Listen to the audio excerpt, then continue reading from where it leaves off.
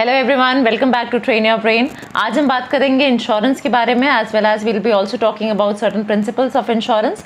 Insurance हमने auxiliaries to trade में पढ़ा था। ये एक सर्विस है जो कि प्रोवाइड करी जाती है और इससे हम अनसर्टनिटी ऑफ रिस्क जो रिस्क है उसको कवर करने की कोशिश करते हैं। तो जब भी इंश्योरेंस कंसेप्ट की हम बात करेंगे, इसमें दो मेन पार्टीज हैं, one is the insured, the other one is the insurer. Insurer वो कंपनी है जो कि इंश्योरेंस देती है और इंश्योर्ड वो पर्सन है या वो प्रॉपर्टी होगी जिसकी हम इंश्योरेंस करा रहे हैं।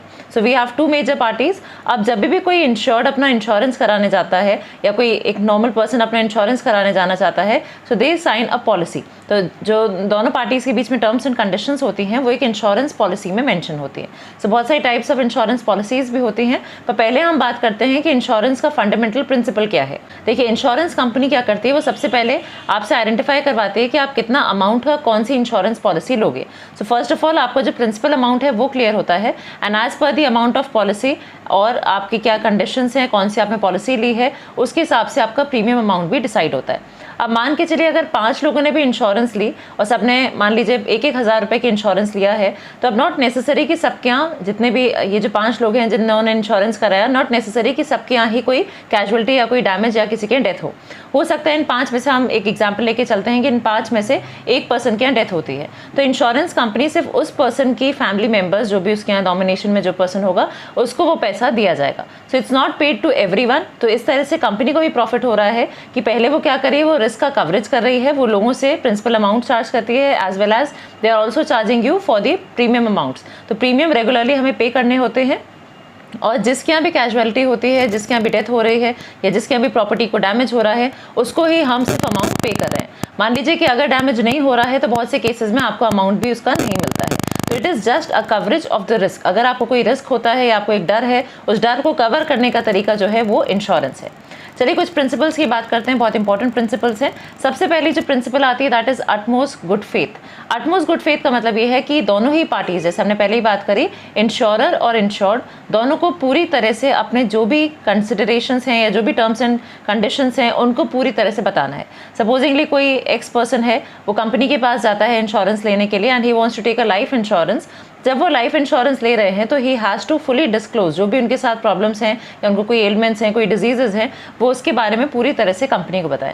इसी तरह से कंपनी के पार्ट पे भी कंपनी को भी अपनी तरफ से कोई भी जो कोई टर्म्स एंड कंडीशंस हैं वो उन्हें रोक के नहीं रखना। अगर कोई इसमें पॉइंट आ सकता है या जो भी कुछ ऐसे पॉइंट्स हैं जो हिडन क्लॉजेस हैं, वो भी कंपनी उस पर्सन को पूरी तरह से क्लियर करे। तो दोनों ही पार्टीज़ को पूरी गुड फेथ में एक दूसरे के लिए काम करना चाहिए। दूसरी प्रिंसिपल की बात करते हैं। दूसरी प्रिंसिपल है प्रिंसिपल ऑफ इंडेमनिटी। इंडेमनिटी का मतलब ये होता है कि अगर किसी को लॉस हुआ है इस समय, तो लॉस से पहले की जो कंडीशन थी, इंश्योरेंस कंपनी आपको वापस उसी कंडीशन में लाके कर देगी। तो मान लीजिए कोई पर्सन है, उसने अपनी लाइफ इंश्योरेंस कराया हुआ है फॉर सर्टेन टाइम पीरियड, मान लीजिए 15 साल का उसने लाइफ इंश्योरेंस का कवर लिया हुआ है और इस 15 साल के 5 साल निकलने के बाद ही उस पर्सन की डेथ हो जाती है and he was paying regular premiums as well.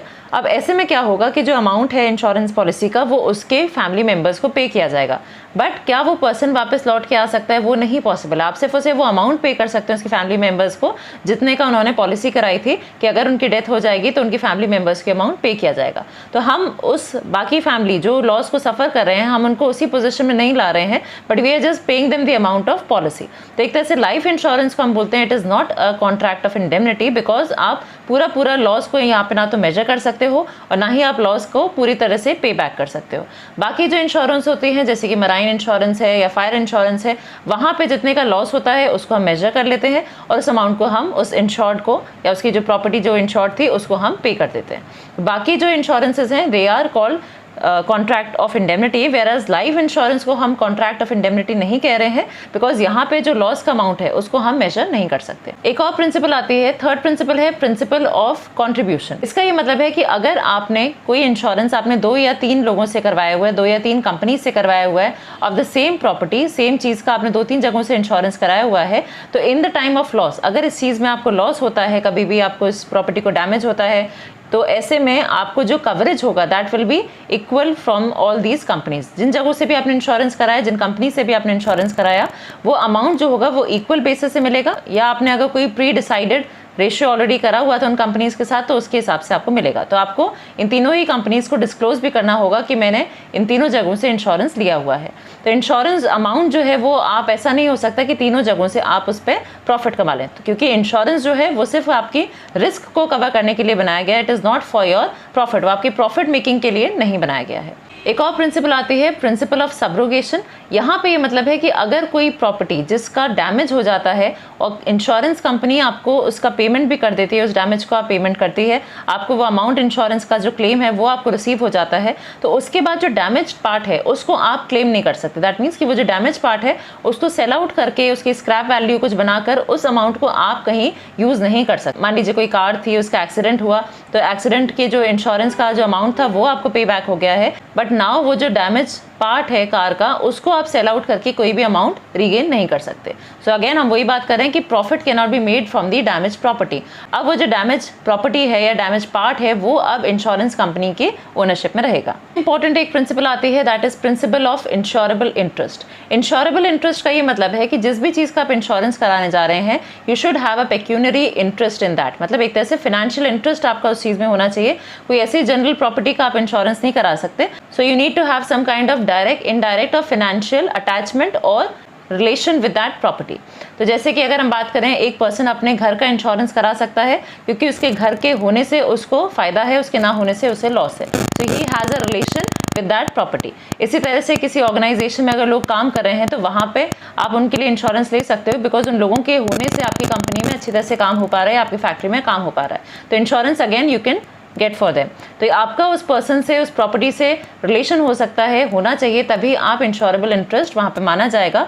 And insurable interest is very much necessary, तभी आप किसी चीज़ का इंश्योरेंस करा सकते हो। And now we will be talking about the principle of mitigation. Principle of mitigation का ये मतलब है कि जब भी कोई लॉस आपको हो रहा है, उस लॉस को मिनिमाइज करने के लिए आपने क्या कोशिश करी। You have to take certain steps जिससे कि वो लॉस जो है वो मिनिमाइज हो। अगर आपने उस लॉस को मिनिमाइज होने के कुछ भी स्टेप्स नहीं लिए और वो जो डैमेज था, मान लीजिए फायर वहाँ पे लग गई किस प्रॉपर्टी पे आपकी, और वहाँ पे आपने डैमेज को या फायर को रोकने की आपने कोशिश नहीं करी, तो इंश्योरेंस कंपनी को उसका पेमेंट नहीं करेगी। So the insured party also has to take some kind of steps. अब नेक्स्ट हम बात करते हैं प्रिंसिपल ऑफ मिटिगेशन की। मिटिगेशन का मतलब है you have to take some reasonable steps to avoid that loss. तो जो भी लॉस हो रहा था, जो भी प्रॉब्लम आ सकती थी, उसको मिनिमाइज करने के लिए आपने क्या स्टेप्स लिए। मान लीजिए कोई प्रॉपर्टी है जिस पे आग लग जाती है, जो उस पर्सन की खुद की प्रॉपर्टी है, तो उसने क्या स्टेप्स लिए। उसने फायर ब्रिगेड को फ़ोन करा, उसने खुद से वहाँ पे कुछ मेजर्स लिए जिससे कि वो आग को बुझा सके। अगर आपने ऐसा कुछ भी नहीं किया तो कंपनी मे बी आपको उसका अमाउंट नहीं देगी, because you have to take certain steps. आप अपनी तरफ से उस लॉस को मिनिमाइज करने के आपको भी स्टेप्स लेने चाहिए। लास्ट हम बात करते हैं प्रिंसिपल ऑफ प्रॉक्सिमेट कॉज।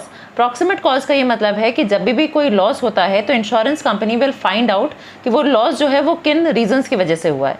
अगर वो जो रीजंस हैं वो एक के बाद एक जुड़े हुए रीजंस हैं, सो अगेन कंपनी उसमें से फाइंड आउट करेगी कि सबसे प्रोमिनेंट रीजन क्या था, किस वजह से आग लगी, और वो रीजन अगर कवर होगा आपकी इंश्योरेंस पॉलिसी में तभी कंपनी आपको उसका पेमेंट करेगी। तो ये कुछ प्रिंसिपल्स हैं इंश्योरेंस की, और इसी के बेसिस से आप इंश्योरेंस की पॉलिसीज लेते हो, अमाउंट आप पे करते हो। आप मतलब इंश्योर्ड जो है वो अमाउंट पे करता है of the premium, regular premiums आप पे करते हो, तभी इंश्योरेंस कंपनी आपको उसका अमाउंट पे करती है क्लेम का। So thank you so much for watching the video. I hope you all like the video. Please do like, share and comment on the video. Thank you so much.